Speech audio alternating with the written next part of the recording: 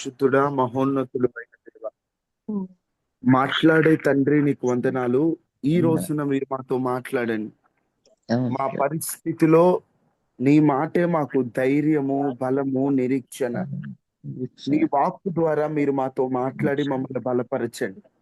పడిన స్థితిలో, చెడిన స్థితిలో, గందరగోళ పరిస్థితిలో, ఏ స్థితిలో ఉన్నా కూడా పరిస్థితులను మార్చగలిగినది నీ మాట మాత్రమే. ఈ యొక్క సృష్టి ఇంత అందంగా ఉన్నదంటే నీ మాట యొక్క బలం అర్థమవుతుంది. అటువంటి మాట నీ దాసుని ద్వారా మీరు మాతో మాట్లాడి, నీ దాసుని స్వజ్ఞానము, నీ దాసుని చిత్తము కాదయ్యా. అవును. తాను ఎన్నిక లేనివాడు, పనికిరాని వాడు అయినప్పటికీ నీ కృపతో అభిషేకించి మీరు వాడుకోమని యేసు నామములో అడిగి వేడుకొని ఉన్నాము తండ్రి. ఆమేన్. ఆమేన్. ఆమేన్. దేవునికి స్తోత్రాలు. ఈ ఉదయకాల ప్రార్థనలో పాల్గొన్న మీ అందరికీ కూడా ప్రభు అయిన యేసుక్రీస్తు నామంలో నా హృదయపూర్వకమైన వందనాలు. దేవుడు మిమ్ములను దీవించి ఆశీర్వదించును గాక. ఆమేన్. ఆమేన్.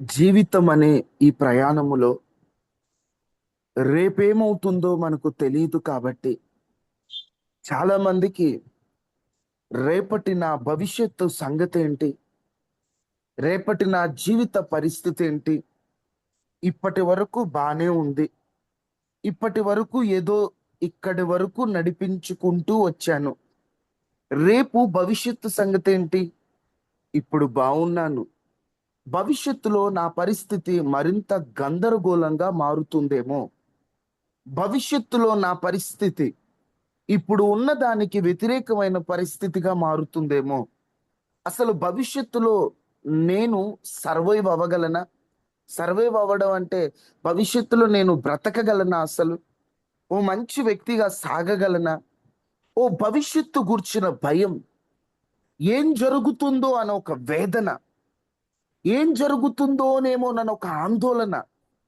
మన మెదడును కలచివేస్తూ ఏం అర్థం కాదండి. ఒక్కొక్కసారి ఎన్నో వాగ్దానాల ద్వారా మనస్సు బలపడుతున్నా ఎక్కడో భవిష్యత్తు ఎలా ఉంటుందో అనే ఒక భయం. భవిష్యత్తుని దేవుడు మనకు చూపిస్తాడా, ఎంత అడుగుతున్నా ఎంత ప్రార్థన చేస్తున్నా ఆ విషయంలో మనకు మన మనసు ప్రశాంతంగా ఉండే అంత క్లారిటీ రావట్లేదు. వాగ్దానాలేమో బాగున్నాయి. ఇర్మియా గ్రంథం 29:11 వచనం గనక చదివితే కాస్త నిరీక్షణ వచ్చినట్లే కనిపిస్తుంది. ఇర్మియా 29:11 అంటే ఏ వాక్యం? కంటత వాక్యాల్లాగా గుర్తు పెట్టుకోవాల్సినవి కొన్ని ఉంటాయి. వాటిల్లో ప్రాముఖ్యమైనది ఇదే. నేను మీకు ఉద్దేశించిన సంగతులను ఉద్దేశించిన సంగతులను నేను ఎరుగుదును. నేను ఎరుగుదును. దేవుడు అంటున్నాడు, మీకోసం నేను ఏవైతే ఉద్దేశాలు కలుగున్నానో అవి నాకు తెలుసు, నేను వాటిని ఎరుగున్నాను. తర్వాత రాబోవు కాలమందు మీకు నిరీక్ష కలుగునట్లుగా మీకు నిరీక్షణ కలుగునట్లు, మీరు ఎదురు చూచి మంచిగా సాగిపోయేటట్లుగా అవి సమాధానకరమైనవే కాని ఉద్దేశములే కాని హానికరమైనవి కావు. హానికరములైనవి కాదు. అయ్యా, ఇదే నీ యెహోవా పట్ల నాకు వాక్కు. ఒక ఉద్దేశం ఉంది, ఒక ప్రణాళిక ఉంది, అది హానికరమైనదైతే కాదు. ఇదే యెహోవా వాక్కు. ఇలాంటి వాక్యాలు విన్నప్పుడు దేవుడికైతే మంచి ప్రణాళిక ఉందండి. అవి హానికరమైనవి కాదనే వాగ్దానం బలపరుస్తుంది. కానీ చేతులారా నా జీవితాన్ని నేను తప్పుడు నిర్ణయాలతో, చేయరాని కార్యాలతో, చెప్పలేని పరిస్థితుల్లో నా జీవితాన్ని నేనే నాశనం చేసుకున్నా. దేవునికి మంచి ప్రణాళిక ఉన్నది వాస్తవమే, కానీ నా జీవితంలో ఆ ప్రణాళిక నెరవేరుతుందా? ఎందుకు జీవితం అంతా కన్ఫ్యూజన్ గా సాగుతుంది? నా జీవితం ఇంతకు ముందు ఎలా ఉన్నా ఇప్పుడు నేను ప్రభువుని నమ్ముకున్నాను కదా, నమ్ముకున్నాక కూడా ఇదే కన్ఫ్యూజన్, ఇదే తికమక, ఇదే భయం, ఇదే గందరగోళం, ఇదే అర్థం కాని పరిస్థితి. ఎంత ప్రార్థన చేసినప్పుడు ఏదో మనసు ప్రశాంతంగా ఉన్నట్లు అనిపిస్తుంది తప్ప తర్వాత మరలా యథాతథా జీవితంగానే మారిపోతుంది. నా భవిష్యత్తు గందరగోళానికి, నా భవిష్యత్తు కన్ఫ్యూజన్కి మార్గమేమిటి? పరిష్కారం ఏమిటి అని కొన్ని ప్రశ్నలు మన మెదడును కలచివేస్తూ అర్థం కాకుండా మనల్ని ఒక కన్ఫ్యూజన్ స్టేజ్లోకి తీసుకెళ్ళిపోతూ ఉంటాయి. దేవుని వాక్యంలో కొన్ని విషయాలు మనం తెలుసుకునే ప్రయత్నం చేద్దాం. దేవుడు మనకి మొత్తం మ్యాప్ చూపించడండి. అంటే నీ జీవితాన్ని ఎట్లు నడిపిస్తున్నాను, ఏ మార్గాల్లో నడిపిస్తున్నాను, ఏం చేస్తాను నీకు, దేవుడు నడిపించే మార్గం ఎలా ఉంటుందో దేవుడు ఎప్పుడు చూపించడండి. ఇక్కడ మన భవిష్యత్తుని దేవుడు ఎందుకు చూపించకుండా దాచిపెడతాడు? మనల్ని శిక్షించడానిక అంటే అది శిక్ష కాదు, దేవునితో మన సంబంధాన్ని పెంచే ఒక పద్ధతి అది. మనం అనుకుంటాం దేవుడు భవిష్యత్తును ఎందుకు చెప్పడు, ఆయన ఎందుకు ఈ కన్ఫ్యూజన్లు వదిలేస్తాడంటే ఆయన కావాలని చెప్పడు. ఎందుకు కావాలని చెప్పడంటే తనతో సంబంధాన్ని పెంచే ఒక క్రమం అది. దేవునితో సంబంధం పెంచుకోవడానికి, భవిష్యత్తును చెప్పకపోవడానికి ఆ రెండిటి మధ్య సంబంధమే ఉందయ్యా అంటే, మనిషికి మొత్తం భవిష్యత్తు తెలిస్తే తనలో ప్రార్థన, విశ్వాసం, దేవుడి మీద ఆధారపడడం తగ్గిపోతాయి. ఒక క్రైస్తవుని జీవితంలో ముఖ్యమైన మెట్లే ఇవి: ప్రార్థన, దేవునితో సావాసం, దేవుని ఎడల విశ్వాసం, దేవునిపై ఆధారపడడం. ఇవన్నీ తగ్గిపోతాయి. అందుకే దేవుడు ఈ కన్ఫ్యూజన్ స్టేజ్ లో వదిలేసినట్లు కనిపిస్తాడు. కానీ అదేంటయ్యా, నీతో మేము కనెక్షన్ లో ఉండాలని మా జీవితాన్ని గందరగోళంలో పెడతావా? మాకేం చెప్పకుండా మమ్మల్ని అన్యాయంగా వదిలేస్తావా? మైండ్ పోతుందయ్యా, నువ్వు ఎటు నడిపిస్తావో అర్థం కావట్లేదంటే దేవుడు అంటాడు, నేను నడిపించే మార్గం నీకు కనబడకపోయినా నేను నీకు తోడై ఉన్నాననే వాగ్దానం చేస్తున్నాడు. ఈ మాటలు విన్నప్పుడు మనస్సు ఈ విషయాన్ని అంగీకరించదండి. అదేంటి మీరేదో మా మనసు ప్రశాంతంగా ఉండటానికి అలా చెప్తున్నారు, కానీ ఏమోనండి, జీవితం అంతా ఒక తిక్కమక్కలో వెళ్ళిపోతున్నాము. దేవుడు ఎందుకు నడిపిస్తున్నాడో అర్థం కాదు, దేవుడు ఎందుకు మౌనంగా ఉన్నాడో అర్థం కాదు అంటే, ఇక్కడ ఆయన మౌనం నిన్ను క్రొత్త దిశకు సిద్ధం చేస్తున్నాడు. ఒక విత్తనం చీకట్లో ఉన్నప్పుడు అది చనిపోయిందని కాదు, అది మొలకెత్తడానికి సిద్ధమవుతుంది. ఈరోజు నీ జీవితంలో కూడా కన్ఫ్యూజన్ గా ఉంది, ఏం అర్థం కావట్లేదంటే దేవుడు చేయి విడిచిపెట్టాడని కాదు, నీలో క్రొత్తదనానికి దేవుడు పునాదులు వేస్తున్నాడని అర్థం. మీకు ముందుకెళ్లే కొద్దీ ఈరోజు వర్తమానం యొక్క అంశం మీకు అర్థమవుతుంది. మన మెదడు ఎలా ఉంటదంటే, కనబడకపోతే, అంటే మన కంటికి కనబడకపోతే మెదడుకు తెలియకుండానే భయం వేసేస్తుంది. మెదడుకు ఎప్పుడైతే ఇక్కడ ప్రమాదం ఉంది అని మెదడు అనిపిస్తుందో, లేదా దీంట్లో ప్రాబ్లం ఉంది అనిపిస్తుందో, ఆటోమేటిక్ గా టెన్షన్, భయం, గందరగోళం పెరిగిపోద్ది. అసలు మనిషికి భయం కొన్ని పరిస్థితులు ఎందుకు వస్తుందంటే, మెదడంట ఇక్కడ ప్రమాదం ఉంది అని ఫీల్ అయిపోద్ది. ఇక్కడ మెదడు భవిష్యత్తును ప్రమాదంగా చూపిస్తుంది. ఇదిగో రేపు నీ భవిష్యత్తులో నీకేం లేదు అని ఒక ప్రమాదం చూపిస్తే, అమ్మో రేపు ఏమవుతుందని ఒక ప్రశ్న. కానీ కంటికి ఏదైతే కనబడితే, ఆ కంటికి కనబడితే ఓకే, కనబడకపోతే ప్రమాదం అని మైండ్ చెప్తుంటే, అదృశ్యమైనవి ఉన్నవనుటకు రుజువును కంటికి కనబడకపోయినా నమ్మడం విశ్వాసం అని వాక్యం చెప్తుంది. ఇప్పుడు భయానికి, విశ్వాసానికి వ్యతిరేకంగా మనకు కనిపిస్తూ ఉంది. ఇక్కడ మనం భయానికి స్థానం ఇస్తే విశ్వాసానికి స్థానం ఇవ్వం, విశ్వాసానికి స్థానం ఇస్తే భయానికి స్థానం ఇవ్వం. ఇక్కడ మీరు గమనించండి, మన జీవితంలో దేవుడు తలుపులు వేసినట్లుగా కనిపిస్తుంది, కానీ అది తలుపులు వేసినట్లు కాదు, ఆయన నడిపించే ఒక పద్ధతి. మీకు ఇలా చెప్పడం కంటే బైబిల్లో కొందరి జీవితాలు మీకు చూపిస్తూ చెబుతాను. మీ అందరికీ తెలిసినవి ఒకసారి ఆలోచించండి. భవిష్యత్తు గందరగోళములో ఉన్న మన జీవితాల్లో కొంత ఉపశమనం కలిగించేది దేవుని మాట మాత్రమే. అది తాత్కాలికంగా ఏదో మన మనస్సుకి ఏదో భవిష్యత్తు బాగుంటదని ఒక మాయ మాటలు కాదు, కానీ అది వాస్తవాన్ని మనం గ్రహించగలిగితే. మనందరికీ తెలుసు, మన పితరుడైన అబ్రహాం, ఆలోచించండి, దేశాన్ని విడిచిపెట్టమని దేవుడు చెప్పాడు, పిలిచాడు, ఎక్కడికి వెళ్ళాలో ముందు చెప్పలేదు. ఆలోచించండి అందరూ, దేవుడి స్వరం వినడం ఫస్ట్ టైం, ఆయన ఎవరో కూడా తెలియదు. అలాంటి దేవుడు చెబుతున్నాడు, నువ్వు లేచి బయలుదేరు, నేను చూపించే దేశానికి వెళ్ళు అన్నాడు.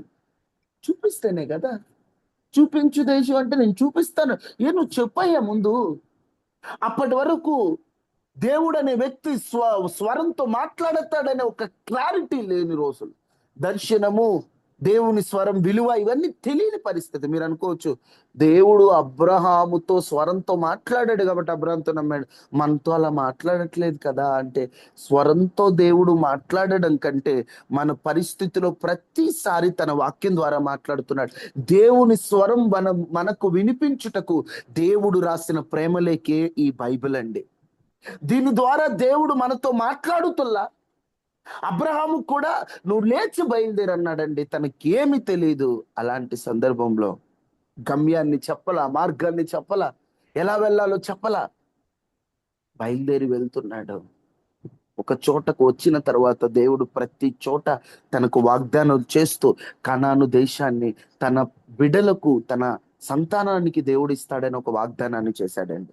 ఈరోజు నీ జీవితంలో కూడా ఏమి అర్థం కాక ఎటు వెళ్ళాలో తెలియకుండా నువ్వు ఒక్కటే దేవుని మీద ఆధారపడటం, అయ్యా నాకైతే ఎటు వెళ్తున్నానో నాకు తెలియదు, నాకు ఒక్కటైతే తెలుసు, నువ్వెటు నడిపిస్తున్నావో నాకు తెలియదు, నువ్వేంటో నాకు తెలుసు. ఇదేనండి మనం, నువ్వేంటో నాకు తెలుసు. ఇక్కడ అబ్రాము దేవుణ్ణి నమ్మాడు, దేవుడు నడిపించే మార్గాన్ని నమ్మల. ఈరోజు దేవుణ్ణి నమ్ముదామా, దేవుడు నడిపించే మార్గాన్ని నమ్ముదామా? చెప్పండి. దేవుణ్ణి నమ్ముదాం, దేవుడు నడిపించే మార్గాన్ని నమ్ముదామా? దేవుని నమ్మదం. దేవుణ్ణి నమ్మినప్పుడు మార్గం ఎటైతే ఏముంది, అది ముళ్ళ బాటైనా, అది రాళ్ల బాటైనా, అది ఏ దారైనా దేవుడు నడిపిస్తాడు. విశ్వసించు. బైబిల్లో ఆశీర్వదింపబడిన ప్రతి వ్యక్తి జీవితములో ఒక టైములో కన్ఫ్యూజన్ లోనే ఉన్నారు. శారమ్మ అవిశ్వాసపడి నవ్విందని అందరం చెప్పుకుంటాం, కానీ అబ్రాము కూడా ఒక సందర్భంలో అయ్యా నాకు సంతానం కలుగుతారా అని ప్రశ్నిస్తాడు. కన్ఫ్యూజన్, ఏం అర్థం కావట్లేదు. వాగ్దానం అయితే నీ పిల్లలను ఇసుక రేణువుల వలె చేస్తా. వాగ్దానం విన్నప్పుడు అబ్రహాం మనలాగా అబ్బా అసలు భలే బలపడ్డాను నేను అనుకున్నాడు. కానీ పరిస్థితి చూస్తే శారమ్మ దగ్గరకు వచ్చి వాగ్దానం ఇచ్చాడు కదా, శారమ్మ ఏమన్నా శుభవార్త ఉందా అని అడిగితే ఏమి లేదండి శుభవార్త అనగానే కొంచెం కృంగిపోయే పరిస్థితులు వచ్చాయి. కానీ ఒక్కటి, తాను నమ్మిన దేవుణ్ణి తాను ఎరిగిన వాడు కనుక తాను ఏమి భయపడలేదండి. నేను నమ్మిన వాడిని నేను ఎరుగుతున్నాను. ఈరోజు నువ్వు నమ్మిన వాడిని నువ్వు ఎరుగుతావా? నిన్న మీతో చదివించాను, నేను నమ్మిన వాడిని ఎరుగుదును గనుక నేను సిగ్గుపడను. రోజు నువ్వు నమ్మిన దేవుణ్ణి నువ్వు ఎరిగినప్పుడు నీ భవిష్యత్తు ఆయన నీకు చూపించకపోయినా ఆయన నడిపిస్తాడు. అబ్రహాముకి దేవుడు గమ్యం చూపించకపోయినా దేవుడు నడిపించాడు.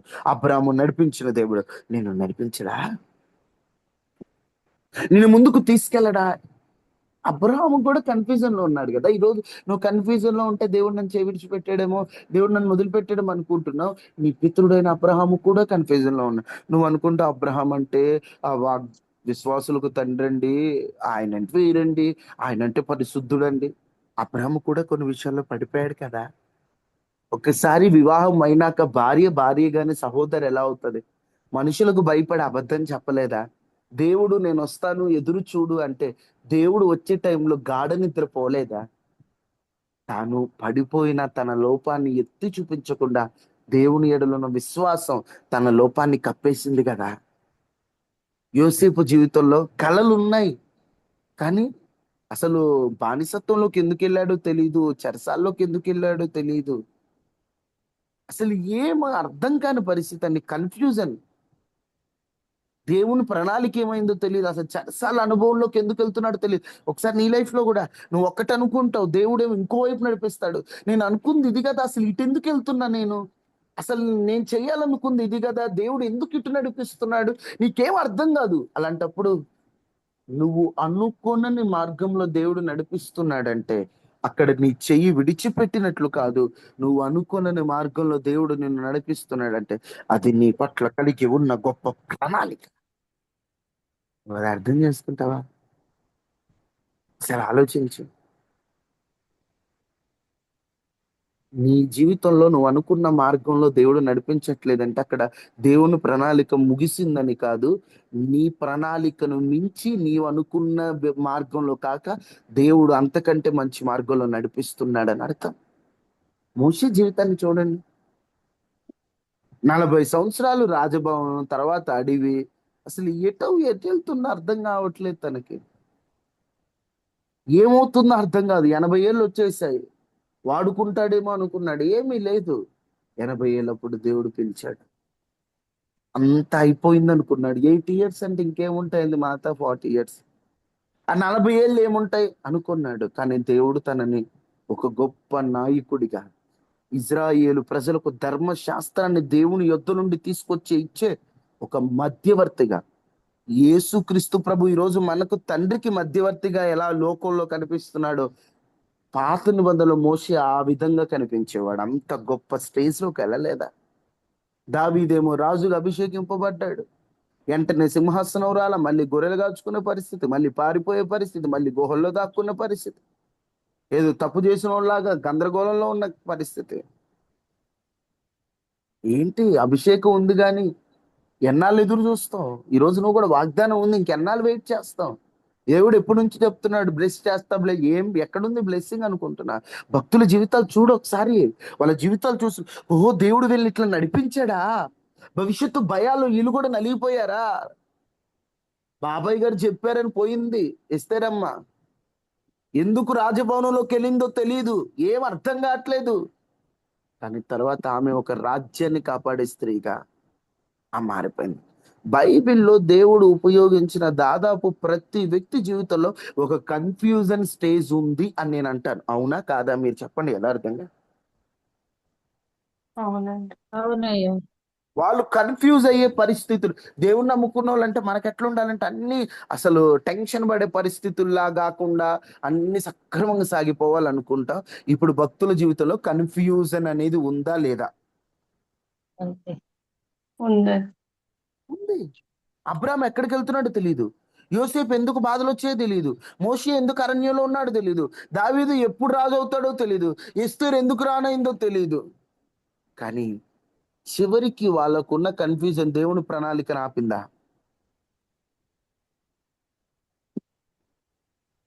లేదండి. ఈరోజు నీ జీవితంలో కూడా నాకు అన్ని కన్ఫ్యూజన్ గా ఉందన్నా, నాకేం తెలియట్లేదు బ్రదర్, అసలు అంతా ఆ చీకట్లో ఉన్నట్టు అయిపోయింది, అసలు ఏ మార్గం కనపడట్లేదండి, ఫుల్ మైండ్ ఏం పని చేయట్లేదు అనుకున్నా, ఒక్కటి నీలాంటి పరిస్థితులు భక్తులను వాళ్ళని విడిచిపెట్టను దేవుడు, నన్ను విడిచిపెట్టాడు. ఈ రోజు నా భవిష్యత్తు కనిపించకపోవచ్చు, కానీ నేను భవిష్యత్తును మార్చగలిగిన దేవుని నేను నమ్ముకున్నాను. నేనైతే భవిష్యత్తును చూడలేను, నా దేవుని వైపు చూస్తా. ప్రభువా నీ ఇష్టం, ఎటు నడిపిస్తావా? నీతిమంతుల సంతానం భిక్షమెత్తని అన్నావు. నేను పనికిరాని వాడనే, కానీ నా తల్లిదండ్రులు నీతిమంతులు. ఒకవేళ నీ తల్లిదండ్రులు అన్యులయ్యారా? ప్రభువా నేను నిన్ను నమ్ముకొని రక్తం ద్వారా నీతిమంతున్నాయా? దావీదంట, నీ చిన్నవాడనైతే ముసలివాడు నీతిమంతుల వారు సంతానం, వారు భిక్షమెత్తలేదన్న. మమ్మల్ని భిక్షం ఎత్తని, ఒకవేళ భిక్షం ఎత్తే పరిస్థితులు వచ్చిన నీ చిత్తం ప్రభువా, ఇంకా నీ ఇష్టం ప్రభువా, నువ్వు ఎటు నడిపిస్తే నడిపే అని ఆయన మీద పూర్తిగా అనుకొని ఒక మానసిక ధైర్యాన్ని మనం దేవుని యొద్ద నుండే పొందుకోవాలండి. మీకు అర్థం అవడానికి ఒక చిన్న వ్యక్తిని తీసుకుంటాను. యోనాతాను కుమారుడు ఒక ఆయన ఉన్నాడు, సౌలు మనవడు. అతని పేరేంటి చెప్పాలి? మెఫీబోషెత్. Very good.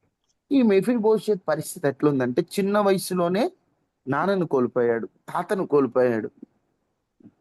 భయంతో పారిపోతున్నప్పుడు పడిపోవడంతోనో ఏమో కుంటోడైపోయాడు. అతని జీవితం ఒక్కసారి చీకట్లోకి వెళ్ళిపోయింది.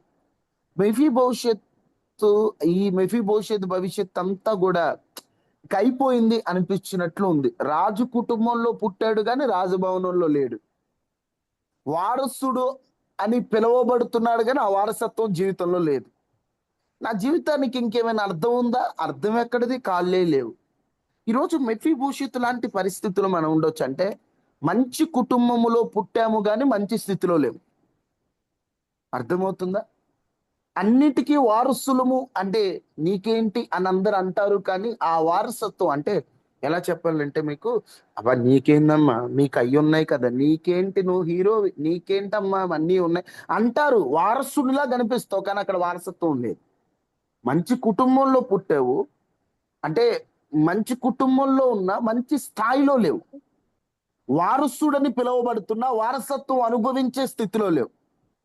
జీవితం ఎటెళ్తుందో అర్థం కాని ఓ కుంటివాడివి. అంటే ఏం అర్థం కావట్లే ఎటెళ్తుందో లైఫ్ అనేది. ఒక కుంటోడు ఎలా అయితే నడవలేడో అలాంటి మెఫీబోషెత్ లాంటి స్థితిలో మీరు ఉన్నారేమో. ఒకరోజు ఆ మెఫీబోషెత్ ఏమాత్రం కూడా అర్థం కాని భవిష్యత్తులో ఎవరు ముందుకు తీసుకొచ్చేవారు లేక అర్థం కాని స్థితిలో ఉన్న ఆ మెఫీబోషెత్ యొద్దకు దావీదు వెళ్ళాడండి. ఒక వార్త వెళ్ళిందండి. 2వ సమూయేలు 9వ అధ్యాయం చదవండి. 2వ సమూయేలు 9వ అధ్యాయం.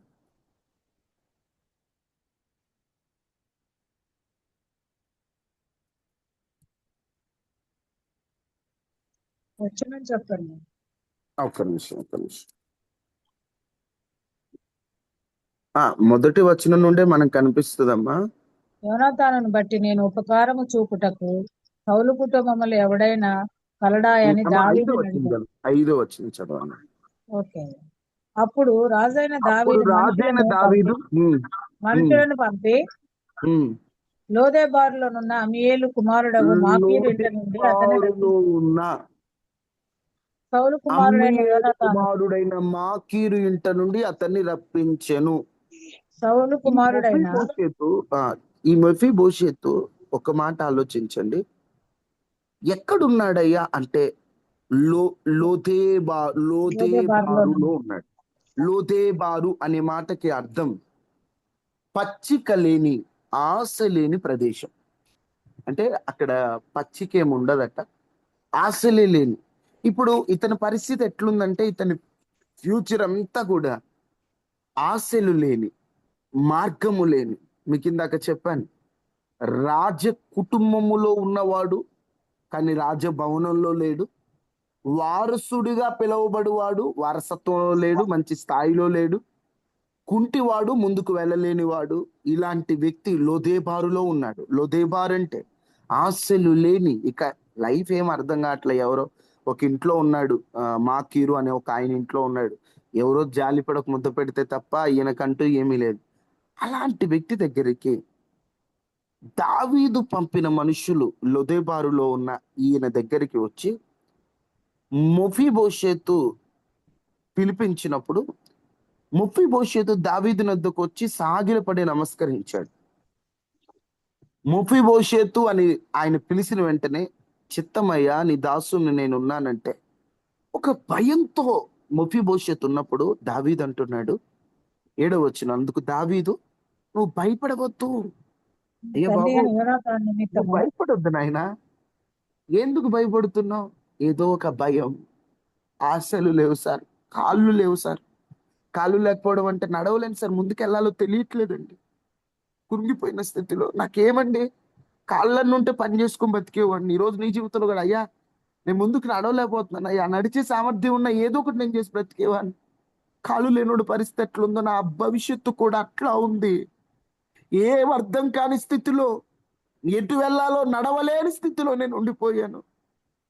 ఆ స్థితి ఏం బాగాలేదయ్యా, నాకు భయం వేస్తుంది. ఎందుకంటే ఏమో నా తండ్రి ఏం పాపం చేశాడు, నా తాత ఏం పాపం చేశాడు, ఆ పాపం నా మీదకి ఎక్కడొస్తుందన్న భయం తన మీద ఉంది.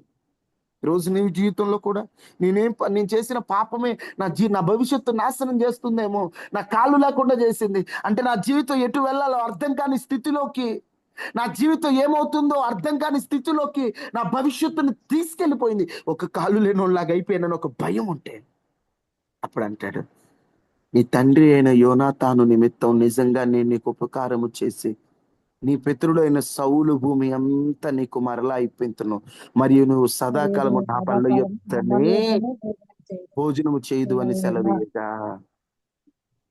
ఇతనికి మీ నాన్న మంచితనం ఉందయ్యా. ఈరోజు నువ్వు నీ పితరులు కొంతమంది నీ కోసం చేసిన ప్రార్థనలు ఉంటాయే, ఆ ప్రార్థనలు ఉంటాయి నాయన. నువ్వేం భయపడాల్సిన పని లేదు, ఆ ప్రార్థనలు ఉంటాయి.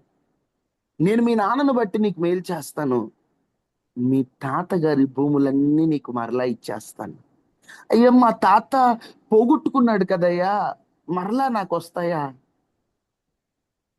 నీవు ఒక్క మాట అన్నావు మెఫీబోషెత్, ఆ ఒక్క మాటే నీ లైఫ్ లో మీ తాత మీ నాన్న లేకపోతే వీళ్ళు ఎన్ని చేసినా కూడా నువ్వు ఒక మాట అన్నావు, మీ నాన్నగారిని బట్టి నీకు మేలు చేస్తుంది ఒకటి వాస్తవం. అయితే ఇంకోటి, మఫీబోషెత్ దావీదుని చూసిన వెంటనే ఏమన్నాడు?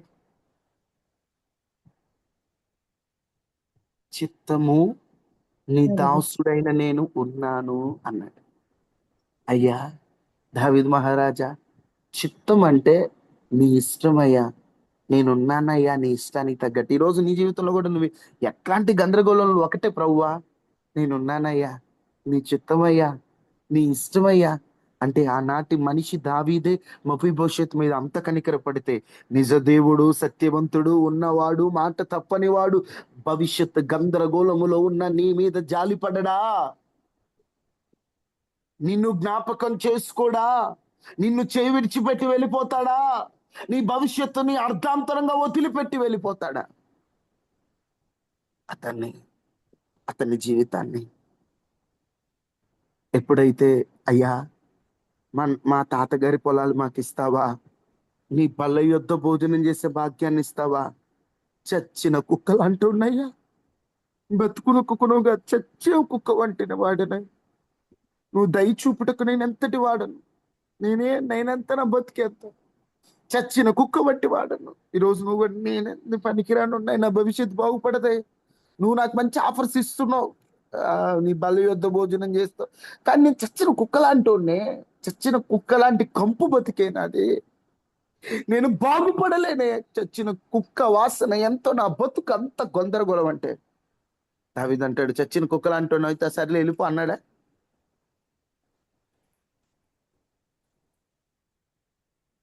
వెళ్ళిపో, ఇంకా నీ బతుకు అంతే. అసలు అతను ఆ మాటలు పట్టించుకోకుండా అతడు సీబాని పిలిపించి ఇతనికి రావాల్సినదంతా ఇస్తే, మఫీబోషెతు 11వ రాజకుమారులు ఒక్కడైనట్టుగా రాజబల్ల యొద్దనే భోజనము చేయుచుండెను. మఫీబోషెతుకు ఒక చిన్న కుమారుడు ఉండెను. మఫీబోషెతు యెరూషలేములో కాపురం ఉండి 13 సదాకాలము రాజు బల్ల యొద్ద భోజనం చేయుచుండెను. అతని కాళ్ళు 2 కుంటివి. కాళ్ళు 2 కుంటివైన రాజు బల్ల యొద్ద దేవుడు అవకాశాన్ని ఇచ్చాడు. ఈరోజు జీవితం అనే బాటలో ఎటు వెళ్ళాలో తెలియని ఒక కుంటి వ్యక్తిలాగా ఉన్న నీ జీవితాన్ని కూడా నా దేవుడు ఆశ్చర్యకరమైన మలుపు దేవుడు చూపిస్తాడు. భూములు ఇస్తాడు, రాజుల బల్ల యొద్ద కూర్చోబెడతాడు. శత్రువుగా చూడవలసిన వ్యక్తే మిత్రుడుగా చూసే విధంగా, రాజకుమారుడిలాగా, ఇంకా దావీదు కొడుకులాగా మారిపోయాడు. ఈ రోజు నీ జీవితంలో కూడా నువ్వు దేవునికి శత్రువులాగా ప్రవర్తించిన దేవుడు నిన్ను ఆయన బిడ్డగా చేర్చుకుంటున్నాడు. ఆయన బల్ల యొద్ద భోజనం చేసే భాగ్యాన్ని ఇస్తున్నాడు. నీవు నీ భవిష్యత్తును చూడలేక దాక్కున్న దేవుని కృప నిన్ను వెతుక్కుంటూ వచ్చింది. ఈ రోజు నీ జీవితంలో కూడా లోదేబారు లాంటి పచ్చిక లేని, ఆశ లేని ప్రదేశంలో నువ్వు ఉండొచ్చు. కన్ఫ్యూజన్, అపజయం, ఆర్థిక సమస్యలు, ఉద్యోగం లేని పరిస్థితి, భవిష్యత్తు అంత అయిపోయింది, ముగిసిపోయింది అని నువ్వు అనుకుంటున్నావు. కానీ దేవుడు నిన్ను మర్చిపోలేదు.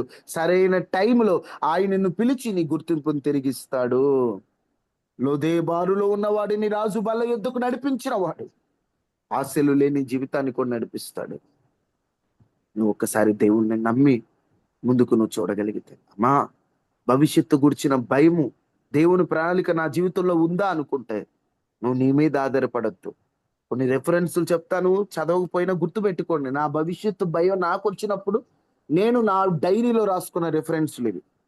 నాకు భవిష్యత్తు భయం అనేది వచ్చినప్పుడు నేను ఏ మాటను జ్ఞాపకం చేసుకుంటానంటే, ఇర్మియా 29:11 ఒకటి గుర్తు చేసుకుంటాను, ఇందాక మీకు చదివింది. తరువాత సామెతలు 3వ అధ్యాయము 5వ వచనం 6వ వచనం చదవకండి లేండి, జస్ట్ గుర్తుపెట్టి, నీ స్వబుద్ధిని ఆధారం చేసుకొని కానీ పూర్ణ హృదయంతో నీ దేవుని యందు నమ్మిక ఉంచితే ఆయన నీ త్రోవలు సరళం చేస్తాడని అక్కడ ఉంటది. మీరు ఒకటి మీకు బాగా భయం వేసినప్పుడు, అయ్యా నా స్వబుద్ధి మీద కాదు నీ మీద నమ్మకం ఉంచే నా త్రోవలు సరళం చేయి, ఇంకా నా భవిష్యత్తు, నా జీవితంలో ప్రణాళిక నువ్వు సరళం చేస్తానండి, ఇక నాకేంటి, మొత్తం ప్లాన్ నీకే చేతికి అప్పగిస్తా. మంచి ఇంజనీర్కి ప్లాన్ ఇచ్చామనుకో, మనం వచ్చి ప్రతిసారి ప్రశ్నలు అడగం, ఇంజనీర్కి ఇస్తే ఆయన చూసుకుంటాడు. ఈరోజు నీ లైఫ్ అనేటువంటి ఈ జీవితానికి ఆయన మీద నువ్వు ఆధారపడు, నీ స్వబుద్ధి మీద కాదు. కీర్తనలు 32:8 నువ్వు నడవలసిన మార్గం నీకు బోధిస్తానన్న మాటని నీ భవిష్యత్తు భయం వచ్చినప్పుడు జ్ఞాపకం చేసుకో. ఎందుకంటే నేను నడవలసిన దారి నువ్వు చూపిస్తానంటే నాకెందుకు భయం? ఇలాంటి మాటలు. తర్వాత నీ జీవితంలో బాగా కన్ఫ్యూజన్కి వెళ్ళిపోయిందా, నిరీక్షణలో నిరీక్షణ కావాలనిపిస్తుందా? కీర్తనలు 27:14 దేవుని కొరకు కనిపెట్టుకుంటే ధైర్యం వస్తుందని ఉంటది అక్కడ. దేవుని కొరకు కనిపెడుతూ ధైర్యం తెచ్చుకో. యెషయా 40:31 ఉంటది, దేవుని కొరకు కనిపెట్టే వారికి నూతన బలం ఇస్తానని ఉంటది. నువ్వు ఆ మాట వైపు చూడు. విలాప వాక్యములు 3:25 దేవుని కొరకు కనిపెట్టుకునే వారికి ఆయన మేలు చేస్తాడని ఉంటుంది. కీర్తనలు 46:10 నిశ్చలంగా ఉండండి, భయపడొద్దు, నేనే దేవుణ్ణి తెలుసుకోమని ఉంటది. ఇలాంటి గుర్తు చేసుకోండి. నిరీక్షణ ఉంటూ నేనే దేవుణ్ణి తెలుసుకో అంటే ఆయన శక్తి సామర్థ్యాలు చెప్తున్నాడు. బాగా టెన్షన్ పెరిగిపోతుందా? ఫిలిప్పి 4:6 దేని గురించి చింతపకుడి, మీ హృదయంలో కలవరపడనీయకుండా మాట గుర్తు చేసుకోండి. లేదు ఇంకా భయం వేస్తుంటే పేతురు 5:7 మీ చింత యావత్తు ఆయన మీద వేయండి అనే మాట గుర్తు చేసుకోండి. ఇంకా భయం వేస్తుంటే యెషయా 41:10 భయపడకుడి, నేను నీకు తోడై ఉన్నానన్న మాట గుర్తు చేసుకోండి. ఇంకా గందరగోళంగా ఉంటే యెహోషువకి దేవుడిచ్చిన మాట యెహోషువ 1:9 ధైర్యంగా నుండు, భయపడొద్దని దేవుడిచ్చిన మాట గుర్తు చేసుకోండి. చీకటి లాంటి పరిస్థితులు ఇస్తే 119 కీర్తన 105 నీ వాక్యం నా పాదములకు దీపం అని భక్తుడన్న మాట గుర్తు చేసుకోండి. ఇంకా దేవుడు ఎలా సిద్ధపరుస్తాడో, ఏటు నడిపిస్తాడో అర్థం కానప్పుడు రోమా 8:28 దేవుని ప్రేమించే వారికి సమస్తము మేలుకై సమకూడి జరిగిస్తానన్న మాట గుర్తు చేసుకోండి. ఇలాగున ఇలాంటి మాటలన్నీ గుర్తు చేసుకొని మీరు ధైర్యం తెచ్చుకొని ముందుకు సాగిపోండి. జీవితం అంతా కన్ఫ్యూజన్ లాంటి గందరగోళంలో ఉన్నప్పుడు పరిస్థితుల వైపు చూస్తూ భయపడొద్దమ్మా, దేవుని వైపు చూడండి. ఎటు వెళ్తుందో అర్థం కాని కన్ఫ్యూజన్లు ఎంత మందికి ఉన్నాయండి. మీకు ఈ విషయం చెప్తుంటే నాకు గుర్తొస్తున్నాడు ఎలీషా భక్తుడు. ఆయన మంచి డబ్బున్న రైతు. దేవుడు పిలిచాడని తనకున్న 12 జతల ఎద్దులు ఉండే తనకి. మొదటి రాజులు 19 ఉంటది, 19 అనుకోండి. మొదటి రాజులు 19 ఉంటది. అతనికి 12 జతలు ఎడ్లు ఉన్నాయంట. 12 జతల ఎడ్లు. ఆ కాలంలో 12 జతల ఎద్దులు అంటే మంచి ఆస్తి అనమాట. ఇప్పుడు ప్రవక్త పిలిచాడని చెప్పి మొత్తం 12 ఎద్దుల్ని బలిచ్చేసి ఈయన వెళ్ళిపోయాడు. ఈయనకి ఎటల్లా ఇంక అసలు ఏముంది? ఏలియా ఏమో వస్త్రాన్ని ఎలీషాపై వేసి వెళ్ళిపోయాడు. ఈయనకేం ఏం అర్థం కావట్లే. ఏలియాని వెంబడిద్దామని వెళ్ళిపోతే ఆయనేమో దేవుడు పిలిచాడని ఆయన వెళ్ళిపోయాడు. ఎందుకంటే ఒక స్థిరమైంది ఏం లేదండి. ఈరోజు నీ జీవితాన్ని కూడా అర్థం కాని పరిస్థితులు, కొన్ని స్థిరపడతావు అనుకున్నవి సడన్ గా నీ లైఫ్ లో లేకపోవటం. ఈయన కుటుంబాన్ని వదిలేశాడు, భవిష్యత్తులో ప్రవక్త అవుతాను అనుకున్నాడు, కానీ నడిపించే నాయకుడు లేదు. ఏం అర్థం కాని పరిస్థితిలో తాను దేవుని వైపు చూస్తూ ముందుకెళ్ళిపోయాడండి. ఎలాంటి గొప్ప సేవకుడు అంటే ఎలీషా ఎముకలు తగిలి చచ్చిన వాళ్ళు బ్రతికారు. ఈరోజు నీ జీవితంలో కూడా ఈ పరీక్ష రాస్తున్నాను ఏమవుతుందో తెలియదు, ఈ జాబ్ అప్లై చేస్తాను వస్తో లేదో తెలియదు, ఈ పిల్లలు మారతారో లేదో తెలియదు, ఈ కుటుంబం బాగుపడుతుందో లేదో తెలియదు, కన్ఫ్యూజన్ లో నువ్వు ఉండొచ్చు. దేవుని వైపు చూడు. ఎద్దులన్నీ బలర్పించేటప్పుడు తర్వాత నా పరిస్థితి ఏంటి అనుకోలే, దేవుని వైపు చూచాడు ఆయన. ఈరోజు నీ జీవితంలో కూడా ఏ మ్యాప్ దేవునికి చూపించిపోయినా ఆయన వైపు నువ్వు చూడగలిగితే ఆయనే నిన్ను నడిపిస్తాడు. ఇలా చెప్పుకుంటూ పోతే ఎందరున్నారండి. హాగర్ నన్ను ఎవరూ చూడట్లేదు, నా పరిస్థితి ఏంటి అనుకున్నప్పుడు హాగర్ని దేవుడు చూడలేదా? రూతు అన్ని కోల్పోయింది, కన్ఫ్యూజన్, భర్త కోల్పోయింది, అత్తతో ఉంది, దేవుడు ఆమెను బోయోజుకు జత చేయలేదా? గిద్యోను భయపడి దాక్కుంటే దేవుడు అతను వాడుకోలేదా? నయోమి నా జీవితం అంతా అయిపోయిందంటే ఆమె మరలా ఆమెకి రూతుకు పుట్టిన కొడుకే ఆమెను పట్టించుకుంటూ ఆమె వానికి దాది అయిపోయి ఆమె భవిష్యత్తును దేవుడు మళ్ళా చేదు అనే తన జీవితాన్ని మధురంగా మార్చలేదా? ఇలా చెప్పుకుంటూ పోతే మన జీవితంలో ఎన్నో కన్ఫ్యూజన్లు ఉండొచ్చు. ఈరోజు హాగర్ లాగా భవిష్యత్తు కనిపించట్లేదు, కానీ దేవుడు ఆమెను చూశాడు. రూత్ అన్ని కోల్పోయింది, దేవుడు గారు కొత్త వంశంలో ఆమెను, యేసై వంశంలో ఆమెను నిర్మించాడు. గిద్యోను తనకు బలం లేదనుకొని భయపడుతున్నాడండి, టెన్షన్ పడుతున్న టైంలో దేవుడు అతను వాడుకోలేదు. జీవితమే చేదనుకున్న నయోమిని దేవుడు విడిపించలేదా? ఈరోజు నీ జీవితంలో కూడా అర్థం కాని భవిష్యత్తు, ఏం చేయాలో అర్థం కాని పరిస్థితుల్లో ఉన్నా దేవుని వైపు నువ్వు చూడు. ఒక్కటే ఇక్కడ మెఫీబోషెతు జ్ఞాపకం చేసుకో. మెఫీబోషెతుకు ఒక రోజు వచ్చింది, నీకు ఖచ్చితంగా దేవుడు ఇస్తాడు, నిన్ను నడిపిస్తాడు. ఆయన వైపు చూడు, ఆయన నడిపించే మార్గం వైపు కాదు. ఏదైనా నీ చిత్తమైన దేవుని వైపు చూద్దాం. దేవుడి వాక్యాన్ని మన వినికిడిలో ఫలింపచేయును కాక. ఆమేన్. ప్రార్థన చేసుకోండి అందరు.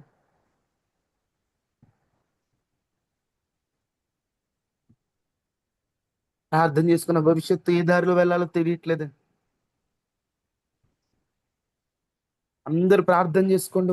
ఒక 2 నిమిషాలు అందరూ, ఇది ప్రార్థన టైం. అందరూ కలిసి ప్రార్థన చేస్తున్నప్పుడు దేవుడు కనికరి.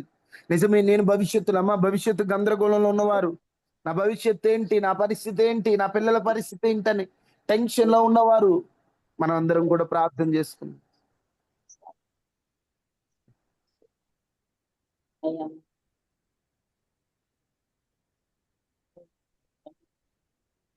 అందరు ప్రార్థన చేసుకున్నాం.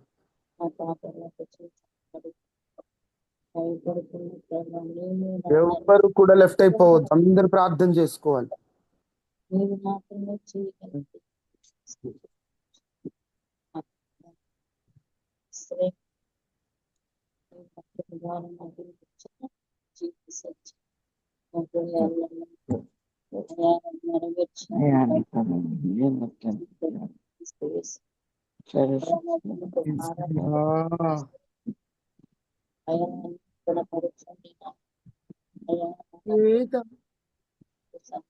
అందరు ప్రార్థన చేస్తారు. ఏ దారిలో వెళ్ళాలో తెలియక ఆగిపోయానయ్యా,